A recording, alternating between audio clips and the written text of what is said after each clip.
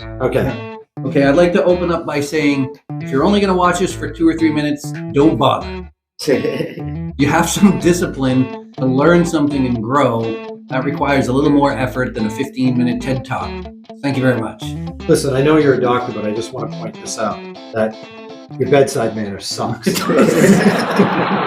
does. I have a bowl of wisdom here. We could take out random topics.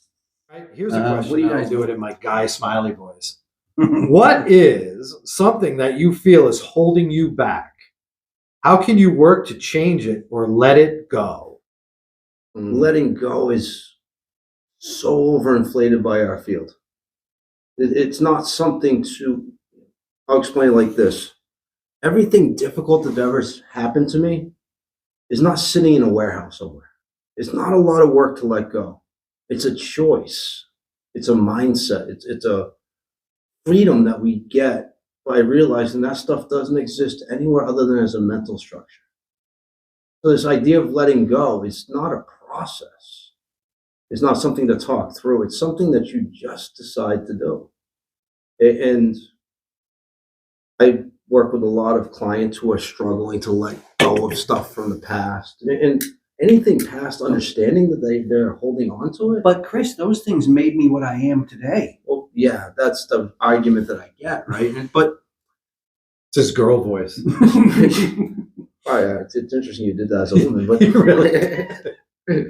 yeah. So these ideas of this made me who I am. Yeah, your identity. It's only a misunderstanding of how we create our own mental construct of self. And you are a blank canvas on which you are going to use thought to create a picture.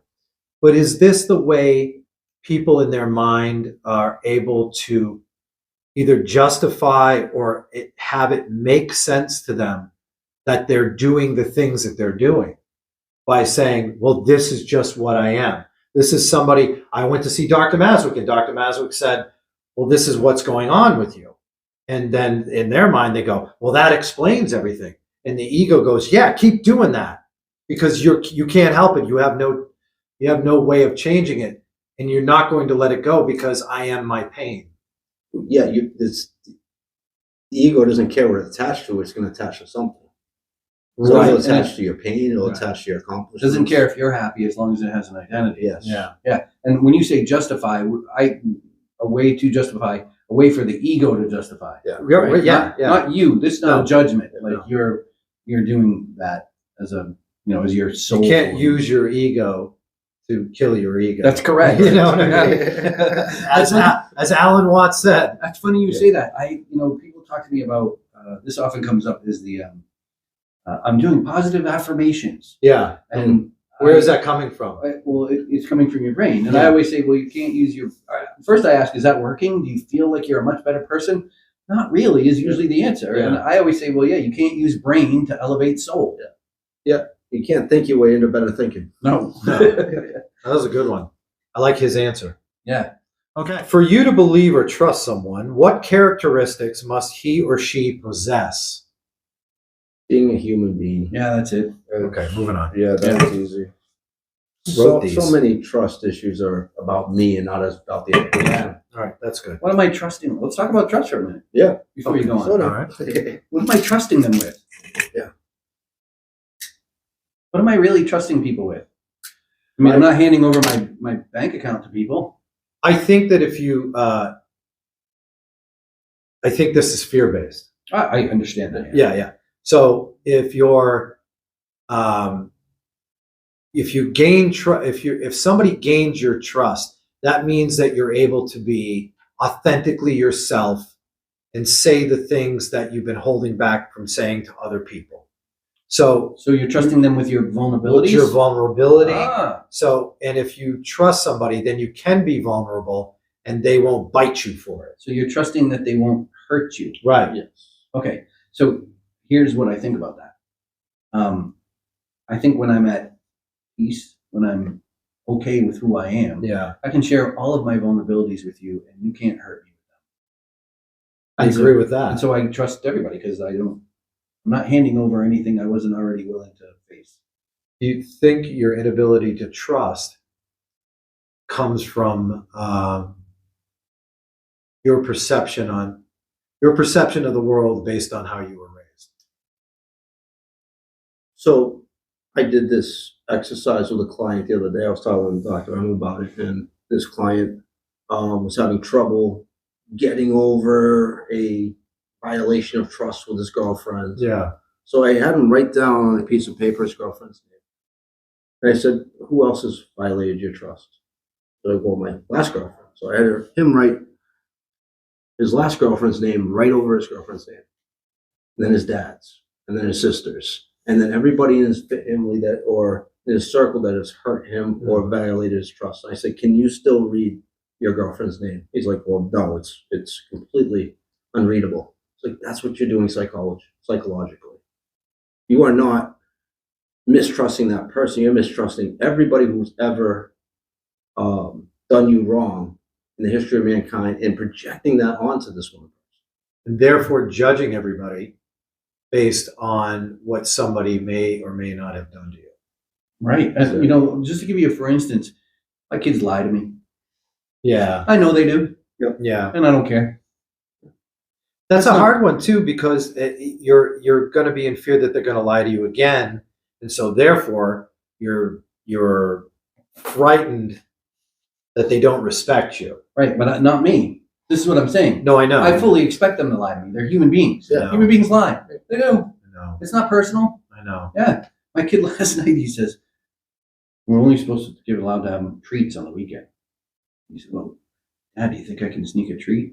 And I said, I don't know you're taking it. I don't know you're taking it. Forgive me. What is your biggest struggle with accepting and loving yourself? Oh, I don't have any problem with that. I don't.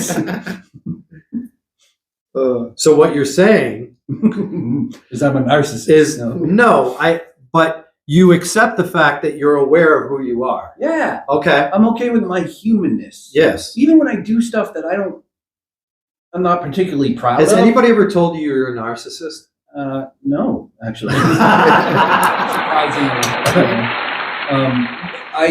So even when I do things that I'm not particularly proud of, like sometimes I'll fully engage in a fight with my wife when I know that's not going to make anything any better. Yeah. I'm just going to let my anger out. Afterwards, I'm okay. I'm like, yeah, I'm a human being. I got mad. Yeah, I said some shit that was mean. It doesn't mean anything. It's just being a human. That's all.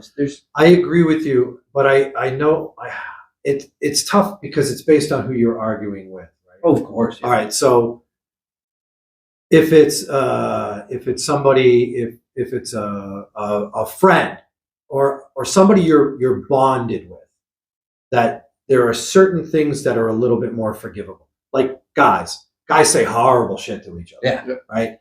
And we make fun of their mothers and their penis genitals, size, yeah, right? yeah, Right. You're old. And you're old, which you do to me all the time. Yeah. And but for some reason it gets resolved and we move on from it. But with other people that are a little bit more sensitive, or at least I don't know, that's a tough one, because you got to pick and choose who you're really going to engage in that kind of. Yeah, so I agree with you, and I've had this discussion with somebody who I had an argument with, and I said something terribly mean, and they're still, months later, like, you said this terrible mean thing to you, and I said, yeah, I was angry, and I said something mean. It doesn't mean that's what I really think. It just means I was angry. Like, you said mean things to me. I don't carry them around. I assume that was in the moment. That's not how you really feel about me. Otherwise, we wouldn't still be having a relationship. There are people that carry it around though, and they don't know that it's better for them to just let it go. Of course. But how you going to teach This that? is why we talk about this stuff right here, because there is value in saying, you know what, this is where you were, low level of consciousness, right? Down here, not a lot of good stuff's going to come out of your mouth at that point. That's why taking a breath and just moving on is good. And accepting the fact that you're a human being, that sometimes you fuck shit up. Yeah. And I finding that forgiveness for yourself helps you see that forgiveness and compassion for others. Right. And vice versa. I don't want to read this one. Here, I'll read it. All right, go ahead. You read it. What was the happiest moment in your life? Where were you? What were you doing? Who were you sharing it with?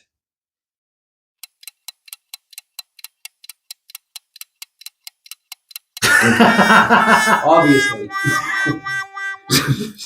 Can I go back on happiness for a second, just so people know why we skipped it? I suspect that none of us, the three of us, have happiness as a goal or see it as terribly important in our life. Because we seek bliss, which is an internal peace not related to external events. Happiness is part of a dichotomy between happy and sad. I think if you seek out happy, then you have to also embrace sadness. And I don't think the three of us do that, and so that's why we skipped over that. So that's okay. Well, now that it Am I is a right? good explanation, Okay. and I want to jump on top of it. Okay, because since happiness is a funny one, right? A lot of people, including myself, for years thought that happiness was based on external. And now that I know differently, I've realized that, and I've seen people do this as well, that happiness is actually the byproduct of a lifestyle that you've created that leads to a feeling of happiness. And if that's true, first you have to follow your bliss, and the feeling you get would be happiness. So you're not seeking it out, it's within you. I believe that yes, every day I get up and I'm not a mad raving lunatic. Ooh. Okay, so I guess then I would say the happiest I've been in my life is right now. Who I'm sharing it with is whoever's around me. Yeah, that would be fair. Yeah. That would be the Buddhist answer. Yeah, I was just going to say that. Big picture of Buddha going right above us. Ah! It's not here. What personality trait has gotten you in trouble in the past, and how can you work on it?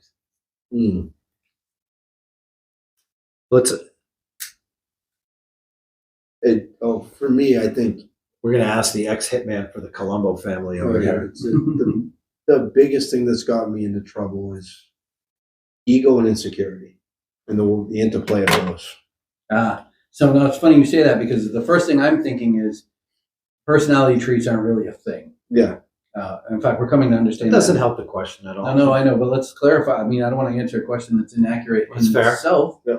right? So personality traits aren't really a thing, but there are human traits that we often embrace as part of our existence. Okay. So, Hold on a second. Yeah. You don't believe that people come with personalities not or develop personalities for not situational. not in the way most people understand. Okay, fair. The way we look at personalities as a thing is that you have this personality and that's your personality forever. Yeah. But if you actually look at it over time, people change all the time. So, I believe that to be true. So then none of it's a personality. It's just what you're expressing and experiencing and manifesting at that time.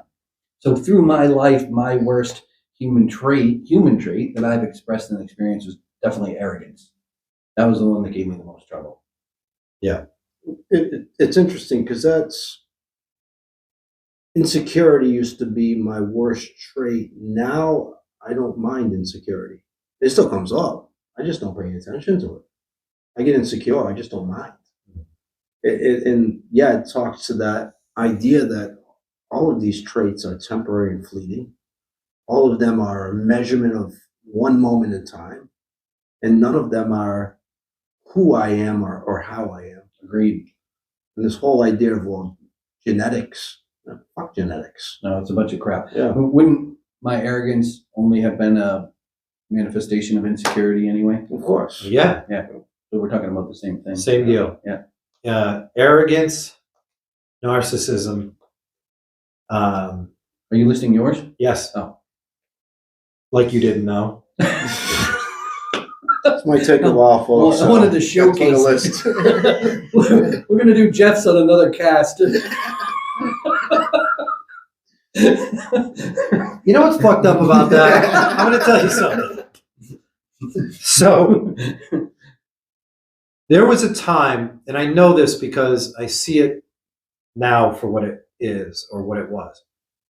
All of it was based on insecurities. I developed a sense of, and I ran my fucking mouth like I knew something when I didn't know shit. I'm talking about in my 20s, or teenage years. What was happening in my teenage years? I look at it from a perspective of there was a lot of turmoil with my father, all this stuff. So because I was insecure and scared, I developed an avatar to represent as if I've got it all under control. Yeah. As a child, and you even said teenagers should be a mental illness, I believe is what you said. Being a teenager should be in the DSM-5. But you see that works for you and it lasts for a while. Yeah, you're overcoming those shortcomings. You're literally trying to convince yourself that you're not insecure by trying to convince the world. So what will happen is when other people have viewed you as insecure, as narcissistic or arrogant, yeah. And then you come to the realization of, yes, you absolutely were. And here is why. Yes. And that's self-discovery. When somebody important to me said, your ego is going to fucking kill you, I broke down. Your facade was thin. It was, man, I was ripe for the picking. Click. And that's all it took was that. Yeah. And I realized that I've got to change this thing. And in order to do that, gratitude had to come into play. Oh, well, there was less layers of ego in between you and your pain. Oh, yeah. By that time. At that point, it was like a pinprick. It was brutal. The answer that's how would you work on that trait? And what we said it, of course, is to look into why. Recognize it is insecure. Don't work Almost on it. always. No, there is no working on it. There's accepting that it's because of your insecurity that you are narcissistic. I want everyone to look at me. You are acting narcissistic. You are acting narcissistic. Yeah. You are not narcissistic. There's nothing wrong with being insecure. No, and it's because of that. That's why. Well, it's the judgment of human psychological, emotional content. Yeah. Right. All of it.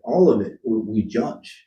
Like, I'm feeling sad. I've got to get back to okay. Or what's wrong with me? Yeah. What's wrong with me? And what if every human emotion we're okay with? Just allowed it to come and go as it does. Yeah. What if there was no judgment? Yeah. No, it would just come and go, and we'd be okay with it. Yeah. It would be over. Yeah. The emotions, we don't need to work on the emotion. We need to learn on the fact that the acceptance that people feel stuff and not judge it or try to fix it or overcome it or avoid it. Would you think the world would be a better place or people would be better, treat each other better, if they recognize that the emotions are not going to hurt you? I'd be out of a job. Right. We'd all be out of a job. There'd be no addiction if people were okay with emotions. Yeah. Okay with what they felt. They didn't judge. By the way, I'd be okay with that too. If. Oh yeah, I'm trying to work myself out of a job. Yeah, me too. I love it. I love meeting people and helping people and doing everything that we do. And if it wasn't for people suffering, I wouldn't know you guys. And that's kind of weird. But if we're going to fight a battle, you might as well pick the right fucking soldiers to do it with. No doubt.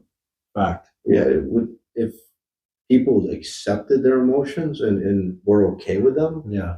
I mean, there'd be so much less suffering, so much less pain, ideas like revenge and regret would just becoming not a thing. Yeah. I remember sitting in front of my psychologist, like, "Oh, I'm so insecure." He's like, "Yeah."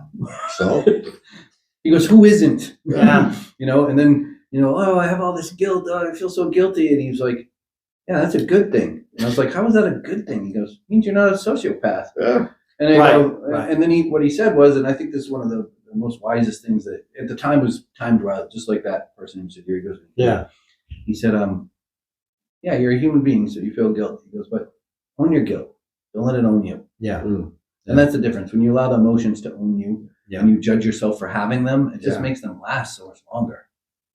Yeah. And avoiding it is actually causing the suffering, Yeah. not the emotion. Not the feeling. No. Because if you let the emotion be what it is, it'll pass. Over, it passes. You know what's the toughest part of all of that?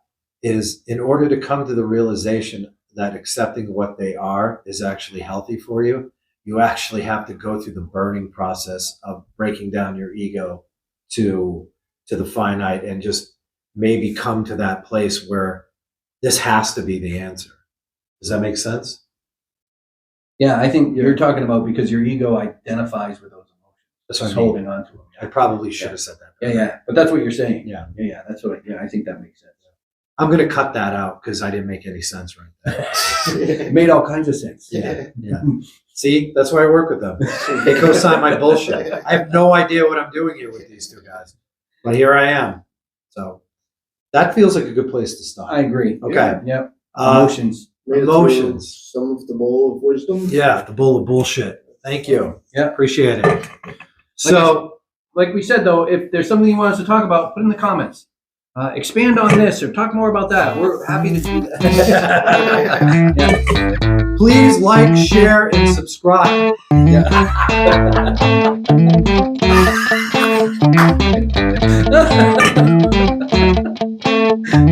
That'll be one of our next things. Bye.